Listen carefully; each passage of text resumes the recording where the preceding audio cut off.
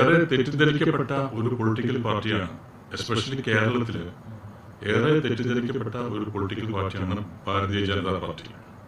ഇന്ന് മൈനോറിറ്റീസിന് മാത്രമല്ല, ഹിന്ദു കമ്മ്യൂണിറ്റീസിൽ വരെ BJPയോടൊരു അകൽച്ചയുണ്ട്, ഒരു ഭീതിയുണ്ട്. മനസ്സിലായില്ലേ? ചില വൈകാരികമായ ചില പ്രശ്നങ്ങൾ വന്നപ്പോൾ എനിക്ക് തോന്നി ഒറ്റയ്ക്ക് നിൽക്കുന്നതിനേക്കാൾ നല്ലത് നാഷണൽ പാർട്ടി ആയിട്ടൊരു അലയൻസ് ഉണ്ടാക്കി കൊണ്ടുവന്നു. അപ്പോൾ ഞാനും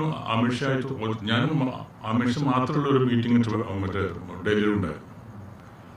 അപ്പോൾ ഞാൻ അദ്ദേഹത്തിനോട് ചോദിച്ചു, അങ്ങനെയാണെങ്കിൽ നിങ്ങൾക്ക് BJPയിൽ ലയിച്ചുകൂടെയെന്ന് ചോദിച്ചു. അപ്പം അന്നത്തെ ഒരു മൂഡിൽ ഞാൻ പറഞ്ഞു ശരിയെന്ന് പറഞ്ഞു. അങ്ങനെയാണ് ഞാൻ ഇതിനകത്ത് ലയിച്ചത്. ആ ലയിക്കുന്ന സമയത്ത് എൻ്റെ അടുത്ത് അദ്ദേഹം ചോദിച്ചു, ഏത് മണ്ഡലമാണ് മത്സരിക്കാൻ വേണ്ടതെന്ന് ചോദിച്ചു. അപ്പോൾ 2021 ഇലക്ഷൻ നടക്കാൻ പോവാണ്, മെയ് മാസത്തിൽ നിയമസഭ 2021. അപ്പോൾ ഇപ്പം ഈ മീറ്റിംഗ് നടക്കുന്നത് ഫെബ്രുവരി 17 ഞാനും അമിത്ഷായിട്ടുള്ള മീറ്റിംഗ്. അപ്പോൾ അദ്ദേഹം ചോദിച്ചു, ഏത് മണ്ഡലമാണ് നിങ്ങൾക്ക് വേണമെന്ന് ചോദിച്ചു.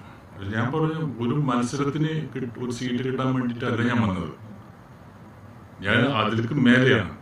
ഞാൻ ചിന്തിക്കുന്നത് വെച്ചാൽ ഇവിടെ ഏറെ തെറ്റിദ്ധരിക്കപ്പെട്ട ഒരു പൊളിറ്റിക്കൽ പാർട്ടിയാണ്, എസ്പെഷ്യലി കേരളത്തിൽ ഏറെ തെറ്റിദ്ധരിക്കപ്പെട്ട ഒരു പൊളിറ്റിക്കൽ പാർട്ടിയാണ് ഭാരതീയ ജനതാ പാർട്ടി.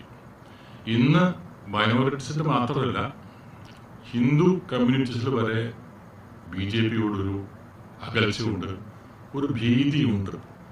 മനസ്സിലായില്ലേ?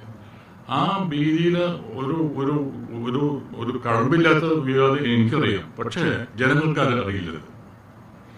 അപ്പോൾ BJPനെ കാണുന്നത് ഒരു പ്രത്യേക ഇതിലാണ്, കാഴ്ചപ്പാടിലാണ് ജനം കണ്ടുകൊണ്ടിരിക്കുന്നത്.